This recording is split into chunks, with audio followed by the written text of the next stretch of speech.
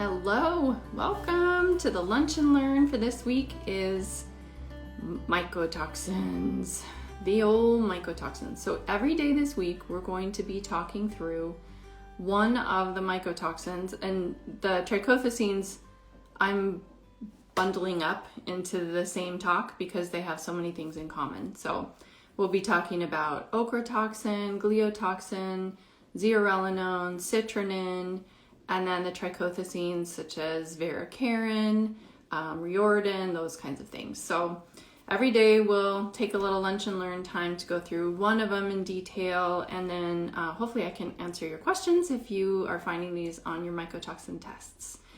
Okay, so today is ochratoxin. When you think ochratoxin, think kidneys. Ochratoxin is so tough on the kidneys.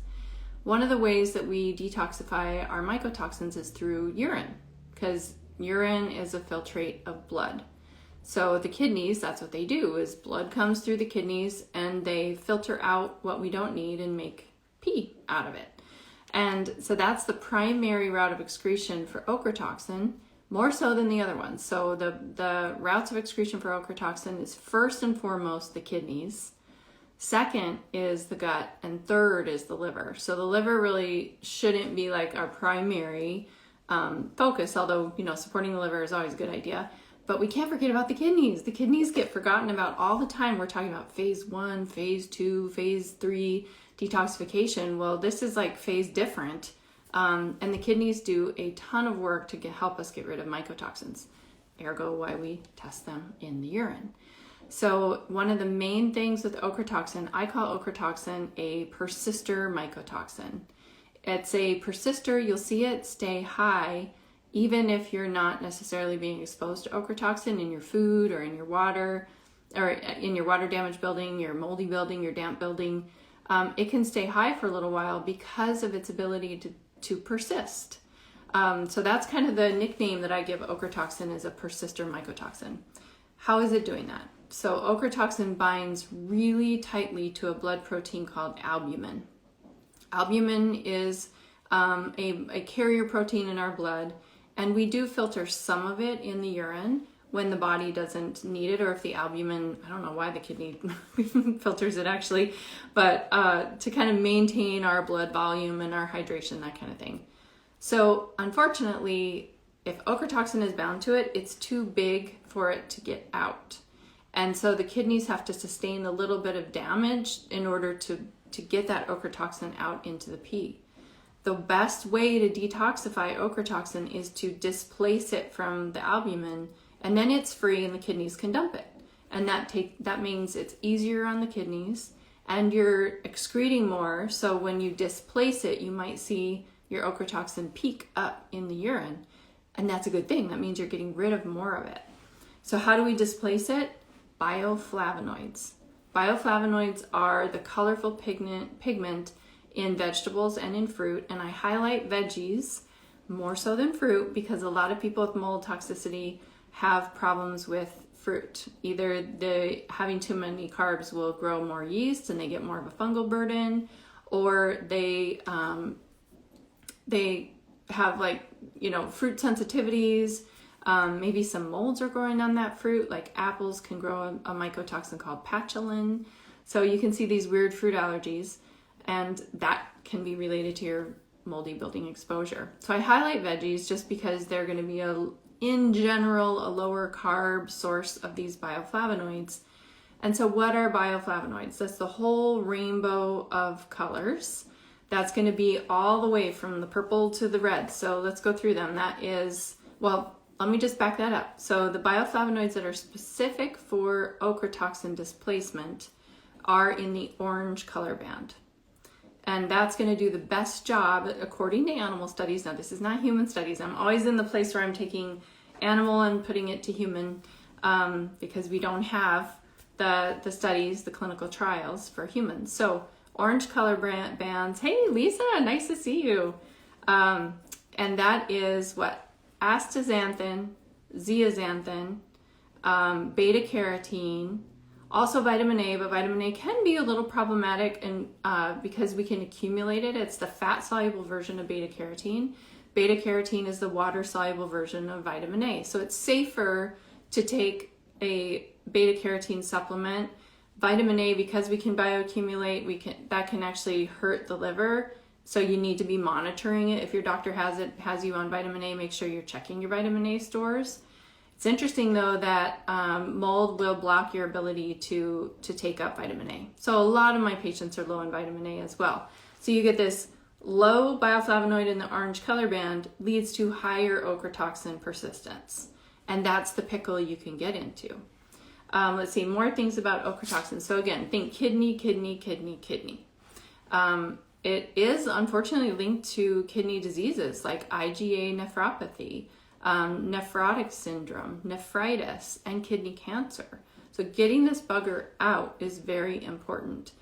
Is it in our food sources? Yes, definitely. It can be in our food sources. And so you want to be paying attention to things that you eat every day or you drink every day, such as coffee. You know, if you're having a whole bunch of coffee every day, that is a place where you could be taking up an ochratoxin burden. So making sure you're using a coffee that tests for these mycotoxins and is mycotoxin free, such as Bulletproof, Purity coffee. Those are some things. Green tea, you want to make sure that you are, if you're a tea drinker, I'm a tea drinker, not a coffee drinker. So I make sure I'm using Traditional Medicinals, who is actually testing for yeast and molds. So looking at what you're having every day is important, but in a typical westernized diet, we don't have as much of an ochratoxin burden in order to make someone sick enough to be calling them, or as sick as we can see from a moldy building exposure. Typically, if I'm seeing a patient who has symptoms and they're scoring on my Crista mold questionnaire, which you can download free off my website, if you're scoring a possible or probable mold on that questionnaire and you're seeing ochratoxin in your labs, very rarely in a westernized culture is this from diet. So consider it being from a water damaged building exposure. So what kind of molds do you get ochratoxin from? You can get it from Aspergillus ocraceus, Aspergillus niger, Penicillium verrucosum, Penicillium nordicum, and Penicillium chrysogenum. What color are those molds? Could be anything. They like to be light green. That's their steady state, I guess. So growing on a drywall or something like that, it might be whitish to lightish green.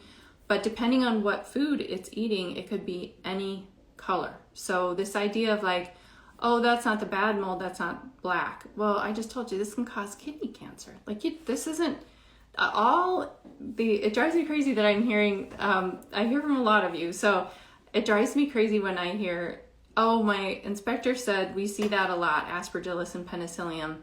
So those aren't the bad molds, so don't worry about it. No. I am telling you on the health impact side of that. Yes, they can impact your health. They can secrete mycotoxins that can harm your health in a big time way. Just because they see it a lot does not mean it's healthy. Big difference. Common is not normal. We have very moldy buildings. Okay, so favorite building material of these particular molds is flooring, carpet, ceiling tiles, heating ducts, and especially those flex ducts, because each of those little ridges in there can hold water and humidity. So as the cold air is coming into the hot duct, you get a little condensation in there, and it can gather in those little zippers or flexes, and that's where you can get these particular molds. Okay, so ochratoxin also, I went on about kidneys, but can reduce immune function. It can inhibit energy production. Let me see. It's more neurotoxic and carcinogenic to males than females, and has been linked to the male prevalence of autism. This particular mycotoxin has some studies that are linking it to the male prevalence of autism. That's a big deal. So just because those molds are found all the time does not make them safe in a water damaged building exposure. So let me see. I saw a few questions come by. Can high ochratoxin be from colonization? Yes. How do you know if it's colonization? Kind of good question. One of the things that I often use is an organic acids test to look for that. Let's see. Oh, video cut out. Shoot, sorry about that. What is my thoughts on treating mold, viruses, and pathogens with frequency-specific microcurrent? I love frequency-specific microcurrent. I do not find that it's strong enough to actually be anti-bug, especially if somebody is colonized. So I use it in conjunction with the antimicrobials that I use. I don't know if there's a good protein powder. Or protein bar. I haven't done testing. I test everything all the time. I love that. It makes sense because when I eat carrots, I feel better. So yeah, there's the thing with ochratoxin. The number one thing you have to think about is orange veggies. So carrots, butternut squash, winter squash. These are great ways to be starting to combat the mold. And typically what I'm finding is if someone's finding ochratoxin in an elevated way on their labs, which could be their urine mycotoxin test or the MyMycoLab antibody test. These are antibodies to mycotoxins. Most of my patients that have it in the elevation, and that could be just even mild elevation, are needing supplements in order to get that bioflavonoids high enough. All the other colors of the rainbow do help displace albumin from ochratoxin or ochratoxin from albumin, but those are the color bands to really focus on or highlight. So a lot of times I'm using something like, and full disclosure, I'm involved with Alight Health. I'm working with them to make mold specific products. So I like of course I'm gonna like their products because I can target what I want inside the product. So I like to use Color Guard, and then I use an additional, when I see ochratoxin, Color Guard plus astaxanthin, like a 6 milligram once or twice a day kind of astaxanthin. So typically my patients are needing that extra boost. And by the way, I do have a fact sheet on my website for all the mycotoxins. Or at least they're coming. I don't have them all up yet. And so if you put in drcrista.com/ochratoxin or /gliotoxin, the fact sheet is on there, and then the bundle of things that I'm using with my patients. And if you are a member, you get specific doses because my liability insurance tells me I cannot just tell you guys all of that, even though sometimes I say it verbally. Because my lawyers are trying to protect me. So if you're a member, you get doses. Okay, is the manufactured citric acid a dangerous mold? I read it was grandfathered in and hasn't been tested for safety. Okay, the citric acid typically comes from Aspergillus niger, which is an ochratoxin former. It's fine, it's considered food safe.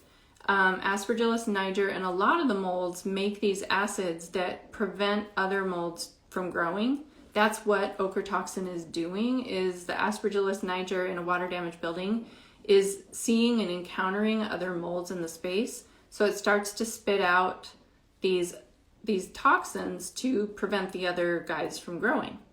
So citric acid is one of those things that is a very, very good preservative to put into foods because it prevents the growth of other microbes. Really awesome unless you're sensitive to it. So people can have citric acid sensitivity that has usually to do with their mold sensitivity, and that does get better as you get better from mold. But if you are one of those people that's having a reaction when you have citric acid, that is a sign for you that you're probably also mycotoxic and sensitive. Technically, all of the mold, fungal, everything is supposed to be cleared out of that citric acid. And so if you actually tested the chemistry, you wouldn't find any ochratoxin or mycotoxin or mold or any kind of fragments in there. But I think there's an energetic imprint, and some people are very sensitive to that energetic imprint. I have a video blog or a little pearl on my page. If you go to my website, drcrista.com, at the bottom, go to pearls, and or you could just put in the top, search citric acid, and I have a post that has symptoms of citric acid sensitivity. Okay, what about if you're feeling worse after orange foods? That can happen if your kidneys need more support in the fat-soluble range. So then I would be looking for the things that are, the supplements that are more in the fat-soluble state, such as astaxanthin, and then also melatonin. Melatonin is very kidney protective, so that can happen. How much kale should you be eating daily as a binder? A handful of steamed. That's what. So what would that be? Like a cup, half cup? I would go for a cup of steamed. You know, once you steam it, it crunches down. How do I treat kids with ochratoxin? I have a mold in kids course that you can take that gives you how to adjust things for kids. And then I have an Ochratoxin bundle in my store. You don't have to get it. You can just, that's where you can read about what I'm using and why. So, hope that helpful. Trying to determine if my apartment is safe. Can high MPA be from colonization? We don't know. So you're going to hear different things. I know Dr. Andrew Campbell says that he does see high MPA on his myco lab with colonization. In my patient base, and we're all attracting different patients, in my patient base, I haven't seen colonization rise MPA to a high enough degree to be significant. So if I'm seeing a high MPA, I'm tending to think it's a current exposure. That's the tricky thing, the how do I tell if I'm okay where I'm at? There are a couple of methods that different doctors use, but the best is environmental testing. Actually, the best test is, how do you feel when you're not there? That's the best test. Okay, when I say if ochratoxin shows up on oats, it is colonized. Okay, so what's showing up on an organic acid test or an oat test is the fungal markers in the first section of an oat. You're going to see certain markers that are elevated that indicate colonization. So you're not going to see ochratoxin, but you will see some of the byproducts of aspergillus or fusarium. You can see some of those. Or if you have a very high arabinose, that could be an added candida burden. So if you are wondering if you're colonized, so you're seeing mycotoxins on a test, whether it's a urine test or a blood test, then you can run the oat at the same time, and that could tell you more hints to whether you're colonized or not. In my patient base, almost all my patients are colonized in the sinuses. That's why I use intranasals with my treatment. And I didn't initially until Dr. Joseph Brewer's study, where it showed that even though all of us have fungus in our sinuses, so it's not the mere presence of fungus in our sinuses, healthy people, sick people, everyone has fungus there. The people that are sick after their water damage building exposure have mycotoxins in their washings of their sinuses, their gut. They even found mycotoxins in brain biopsy, lung biopsy. So that told me, oh, okay, this is a microbiome problem. So our sinus microbiome gets hijacked and becomes pathogenic biofilm, #colonization. Okay. Yes, I've heard of myco labs and I use it a lot. I use both urine and the serum testing. Hey, Dr. John. And I'm actually, I'm publishing a paper it's in peer review right now that goes through a case where I do both, and you can see the rationale of why I'm using both. I'm finding that the myco-lab IgE is the best test to determine if someone is currently being exposed to a moldy environment. We can also see it rise if someone has breast implants. So that's the only case of colonization that I am seeing. I don't consider that colonization. I call that fungal infection of the breast implant. So we can use the serum myco-lab to determine that. The IgE will go up. I love to combine that with an MPA. Right now, as of this, it always changes. I'm finding that Vibrant Labs is doing the best on mycotoxins. Their PrEP seems to be picking those up best and not so much MPA, whereas Great Plains PrEP is picking up MPA better than mycotoxins. So right now, I might run an MPA as well. There are other ways to do it. You know, some of the inflammatory markers, you can leave your apartment for a couple of weeks, then take your labs, the inflammatory markers, and then come back to your space and then retake them after 48 hours and see 24 to 48 hours and see if you're feeling better. Okay, so I want to make sure we cover a lot about ochratoxin so you have it all at the end of this. So we talked about kidney. It will reduce glomerular filtration. So if you're starting to see your GFR on a lab, go back and look historically. If it's starting to lower and lower and lower and lower, that can be an ochratoxin problem. If you start to see your albumin also lower, sometimes what will happen is it lowers and then it goes up as your kidney function goes down. But typically we're going to see lower. Another really, really, really important thing I want to convey is that ochratoxin is hard on the heart. We're hearing a lot about myocarditis right now. And for those of you on my newsletter list, you know what I'm talking about. mycotoxins are very hard on the heart. So we can see myocardial injury with ochratoxin exposure.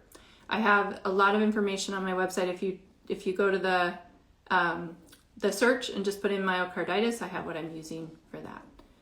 Mitochondrial dysfunction is another one. So we can see a really strong negative effect on cellular glutathione. When we're using glutathione, we're not always going for like the liver pathway glutathione. We're trying to boost glutathione in every mitochondria, in every cell in your body, particularly in the head. Brain fog is a big, like, pooped out mitochondria symptom. So I will often use glutathione for ochratoxin because of the mitochondrial injury. It's also genotoxic, can cause birth defects.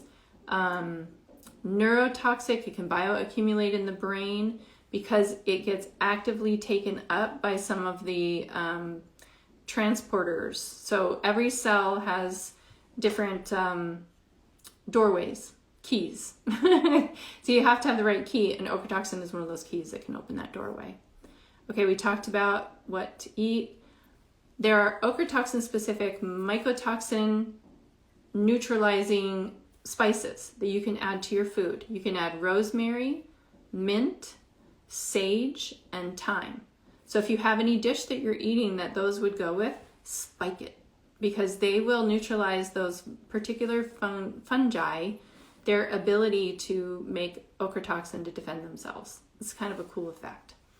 Lycopene is also, that's in the red color band. So if we're looking at the things that are specific in the bioflavonoid color band that's specific for ochratoxin, we've got the oranges in the middle, but yellows and reds also help. So yellows is quercetin, rutin, luteolin, fisetin, myristotin, and red is lycopene. So all of those have been shown in animal studies to be effective. And like I said earlier, I'm typically needing to boost that amount through supplementation when my patients have an elevated ochratoxin. Okay, let's get back to questions. How do you kill mycotoxins? So mycotoxins are technically not a living thing. They're a chemical that comes off of the mold, and so they need to be degraded. What we do when we kill the mold, unfortunately, the mold will try to spit out more mycotoxins to defend itself. Little mold. And that's what makes it so hard to fight in buildings. As far as how to take care of it on your stuff or your buildings, I am not a building expert. I highly recommend checking out the Michael Rubino and Mold Finders. And Mold Finders Radio is really great podcast, and he answers some of these questions about how to deal with mycotoxins on stuff in buildings. And then Mold Finders also has a what to do about my stuff handout that I find very, very helpful. It's so old school. Mold healing needs modern, faster technology approach. Maybe somebody develops something that's a wearable. I know. Old school, eat the herbs. That's so old school, but it's very effective.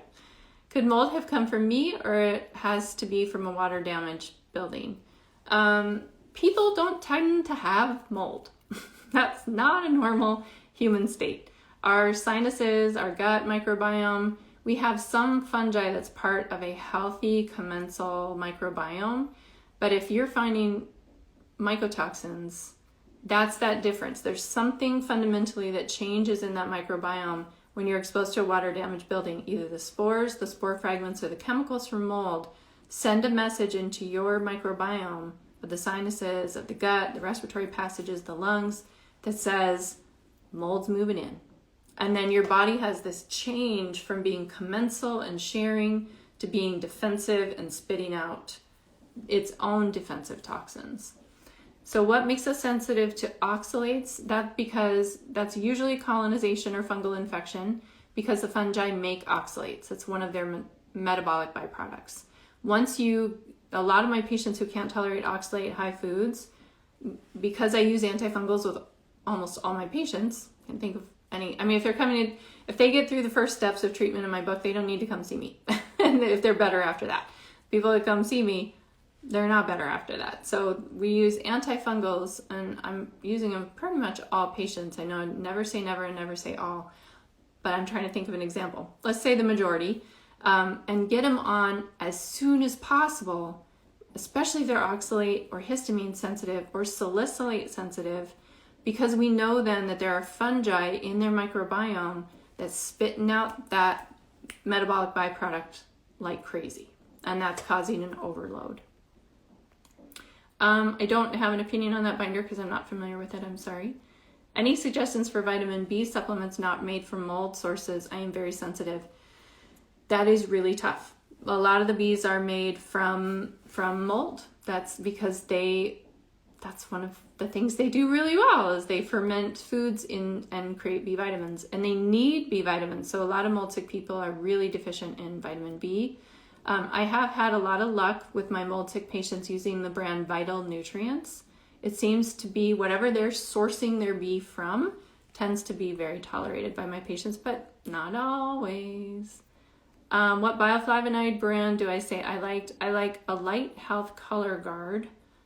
It's a combined, like specific for the different things that mold depletes. And full disclosure, I am medical director for them, so I have interest in it. So if you're looking for something that's not me, Douglas Labs Ultra Antioxidant is another one. Can schizophrenia ever be from underlying mold? Yes, yes. Yes, it can. Also parasites. So it's that 1-2 punch of mold and parasites. I appreciate you too. I appreciate you being here. I am not taking new patients. I have a membership for that. I'm trying to train more doctors. So there's every community can have a mold literate doctor. That's my goal. When do you know if the colonization is resolved? Such a great question. Typically what I'm doing is I am retesting this is one of the few times I provoke mycotoxins. I will retest their urine mycotoxins provoking, which because every mycotoxin uses a different pathway, I don't do it with glutathione typically. I'm using sauna and then collecting the urine from the sauna for the next 6 hours and then sending that in. And if we don't see mycotoxins, they're done and we can start weaning off everything. How do you know when to start treating the sinuses? ASAP. ASAP, ASAP, ASAP. If you're sensitive to melatonin, that is an indicator that you're low on the membrane lipids, such as phosphatidylserine and choline. What is MPA? MPA is mycophenolic acid. It's a secondary metabolite of mold when mold is actively growing and metabolizing. And so it's not a mycotoxin. It's not made to defend itself. Mycotoxins are only made when the mold is trying to defend itself. But MPA will be growing or secreted whenever mold is growing. Okay, last thing. Let's make sure we talk about ochratoxin symptoms before our lunch and learn is over. So symptoms that I see specifically with ochratoxin is fatigue, brain fog, headaches, migraines. That's because it can cross up. Low appetite, nausea, chemical sensitivity, itchiness, frequent urination, or it may progress as your kidneys become damaged to infrequent urination, like your body doesn't make enough pee. Edema, especially in the lower limbs, high blood pressure, chest pain, muscle weakness and or cramps, exercise intolerance, and frequent infections or delayed infections. When you get an infection, you can't get over it. And that's that immunotoxic part. It will actually activate a certain immune cell called neutrophils and then kill them. So mold's sly that way. All right, so that is ochratoxin. We will talk about gliotoxin tomorrow. Hope you can join me for the lunch and learn. Thanks, guys.